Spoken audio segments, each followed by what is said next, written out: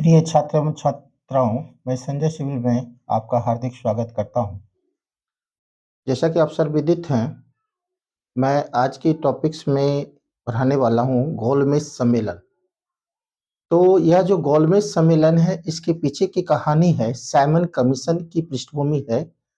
तो Simon commission का गठन 1919 की अधिनियम की ऑडिट के लिए हुआ। 10 साल में यह अधिनियम की जांच होनी थी। उसके लिए साइमन कमीशन गठन हुआ 7 नवंबर 1927 को। इसके बाद यह जो साइमन कमीशन की गठन हुई, उसमें सभी जो है अंग्रेज लोग थे। सातों अंग्रेज के सांसद थे, लिबरल, लेबर पार्टी से, कंजर्वेटिव पार्टी से। इसमें एक भी भारतीय सदस्य नहीं थे। इसलिए साइमन कमीशन का बहिष्कार हुआ और 27 मई 1930 को साइमन कमीशन अपना रिपोर्ट प्रस्तुत किया। तो साइमन कमीशन की रिपोर्ट के आधार पर इसकी विदेश नीति पर एक चर्चा होनी थी लंदन में, जिसे गोलमेज सम्मेलन कहा गया, टेबल राउंड कॉन्फ्रेंस कहा गया।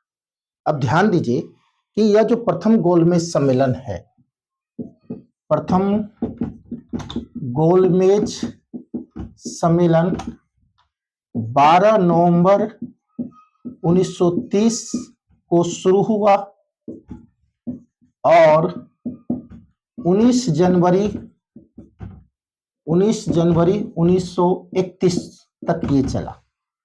तो प्रथम गोलमेज सम्मेलन 12 नवंबर 1930 को जो है शुरुआत हुई लंदन के जेम्स पैलेस में और 19 जनवरी 1931 तक चला। और उसमें कुल 89 प्रतिनिधित्व भाग लिए थे। प्रथम गोलमेज सम्मेलन में 89 प्रतिनिधित्व भाग लिए थे, जिसमें 56 जो है ब्रिटिश भारत प्रांत के लोग थे। इसके बाद 16 भारतीय देशी रियासत के लोग थे, और 16 ब्रिटेन के सांसद थे। तो ध्यान दीजिए, 12 नवंबर 1930 को लंदन के जेम्स पैलेस में यह सम्मेलन हुआ, जिसमें जो प्रतिनिधित्व है वह प्रतिनिधित्व 89 है। 56 ब्रिटिश भारतीय प्रांत के हैं, 16 जो है ब्रिटेन के सांसद हैं, 16 देशी रियासत है।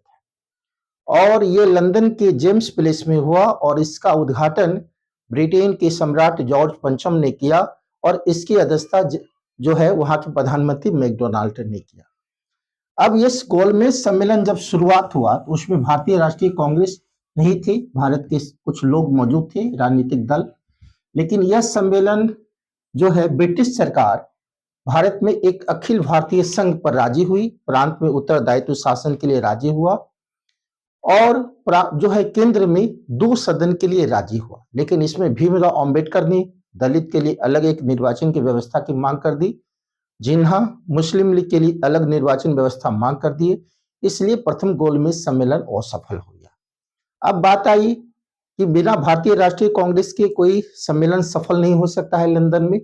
तो निश्चित तौर पर तब 5 मार्च 1931 को 5 मार्च 1931 को जो है महात्मा गांधी और लॉर्ड इरविन के बीच एक समझौता हुआ, जिसे लॉर्ड इरविन समझौता या दिल्ली का समझौता भी कहते हैं, क्योंकि यह दिल्ली में समझौता हुआ था। तो तेज बहादुर स्वरूप एमबी जायकर के प्रयास से गांधी इरविन समझौता हुआ और इसमें सरोजिनी नायडू ने टिप्पणी भी की थी कि यह जो इरविन और गांधी 2 महान आत्मा है। इस पर क्वेश्चन आती है। और गांधी इरविन समझौता के तहत द्वितीय गोलमेज सम्मेलन को समाप्त किया गया और महात्मा गांधी जो है द्वितीय जो है गांधी इरविन समझौता के तहत जो है सविनय अवज्ञा आंदोलन को समाप्त किया गया और महात्मा गांधी द्वितीय गोलमेज सम्मेलन में भाग लेने जाए। तो महात्मा गांधी इरविन समझौता की मंजूरी जो है 29 मार्च 1931 को कराची अधिवेशन में वल्लभ भाई पटेल के नेतृत्व में इसकी मंजूरी दी गई और कराची अधिवेशन में ही मौलिक अधिकार और मौलिक कर्तव्य को बताया गया, भारत में सार्वभौम वैश्व मताधिकार को बताया गया। और कराची 1931 कराची के अधिवेशन में गांधी भी यह बोला कि गांधी मर सकते हैं लेकिन गांधीवाद नहीं मर सकता। तो कराची अधिवेशन में गांधी इरविन समझौता को मंजूरी मिली, जिसके तहत सविनय अवज्ञा आंदोलन को समाप्त करने की बात कही गई और महात्मा गांधी कांग्रेस के प्रतिनिधित्व के रूप में द्वितीय गोलमेज सम्मेलन में जाएंगे। तो 7 सितंबर 1931 को द्वितीय गोलमेज सम्मेलन जो है लंदन के जेम्स प्लेस में संपन्न हुआ। और महात्मा गांधी जो है एसएस राजपूताना जहाज से जो वहां से चले, मुंबई से चले एसएस राजपूताना जहाज से लंदन की ओर, और वहां के लंदन के किंग्सले हॉल में रुकने के बाद महात्मा गांधी जेम्स पैलेस पहुंचे। और जेम्स पैलेस की सीढ़ी पर चढ़ते हुए वो जब जा रहे थे तो लॉर्ड फॉरेंस ने इस पर टिप्पणी की, एक अर्धनंगे फकीर के को जेम्स पैलेस की सीढ़ी पर चढ़ना एक अद्भुत नजारा है। और महात्मा गांधी जेम्स पैलेस में पहुंचे और द्वितीय गोलमेज सम्मेलन जो है संपन्न हुआ, उसमें कुल 31 प्रतिनिधित्व भाग लिए थे। इसमें मदन मोहन मालवीय, महिला में एनी बेसेंट, सरोजिनी नायडू, मीराबेन जो है, भीमराव अंबेडकर, मोहम्मद अली जिन्ना, घनश्याम मिर्जा, महादेव देसाई, तमाम ऐसे शख्सियत यहाँ मौजूद थे। लेकिन द्वितीय गोलमेज सम्मेलन में भी जिन्हा मुस्लिम के लिए अलग पृथक निर्वाचन की मांग कर दी और अंबेडकर भी दलित के लिए अलग निर्वाचन मांग कर दिए, तो महात्मा गांधी को निराशा हाथ लगी। और तब महात्मा गांधी वहां से लंदन से जो है इटली के बेसिटाना जहाज को पकड़कर, इटली के बेसिटियाना जहाज को पकड़कर वहां से चले 1 दिसंबर 1931 को, और 28 दिसंबर 1931 को वह भारत पहुंचे और द्वितीय गोलमेज सम्मेलन भी असफल हो गया। अब बात आई कि तृतीय गोलमेज सम्मेलन 17 नवंबर 1932 को शुरू हुआ।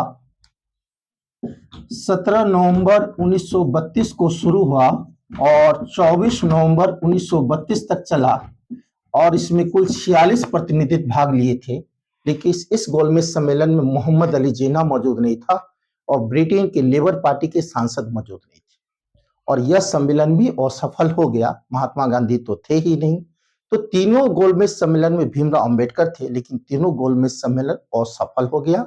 और असफल होने के बाद 1933 में सविनय अवज्ञा आंदोलन को निलंबित कर दिया गया। इसी बीच क्या हुआ कि इरविन के जगह पर 32 में जो है 31 के बाद जो है वेलिंगटन जो है गवर्नर जनरल बने। वेलिंगटन ने कांग्रेस को दमनकारी और उसके नेता को गिरफ्तार करना शुरू किया। जवाहर जी, सुभाष चंद्र बोस, पुरुषोत्तम दास टंडन, ऐसे बहुत बड़े शख्सियत, कई शख्सियत कांग्रेसी नेता गिरफ्तार कर लिए गए। कांग्रेस पर दमनकारी नीति लागू की गई और अंततः कांग्रेस को झुकना पड़ा। सविनय अवज्ञा आंदोलन की गति स्थिर पर गई, काफी कम पर गई, और अंततः यह परिणाम निकला कि 1933 में सविनय अवज्ञा आंदोलन को निलंबित किया गया और मुंबई के 1934 अधिवेशन में सविनय अवज्ञा आंदोलन को स्थगित कर दिया गया। और तीनों गोलमेज सम्मेलन भी असफल हो गए। तीनों गोलमेज असफल होने के बाद 1932 में महात्मा गांधी कांग्रेस में नहीं रहे। उसके बाद वो हरिजन के उद्धार के लिए काम किए। 1932 में अखिल भारतीय हरिजन संघ बनाए महात्मा गांधी, और अखिल भारतीय हरिजन संघ के प्रथम अध्यक्ष घनश्याम कुमार बिरला बनाए गए। तो फ्रेंड्स, आपने देखा निश्चित तौर पर तीनों गोलमेज सम्मेलन को मैं बताया। इसके बाद पूरा विस्तार से इसका मैं एक एक बात को पॉइंट को रखा। इसके बाद जो है नेक्स्ट वीडियो में मैं सांप्रदायिकता पंचायत को लेकर आ रहा हूं। इसके बाद पूना पैक्ट को लेकर आपके बीच आ रहा हूं नेक्स्ट वीडियो में।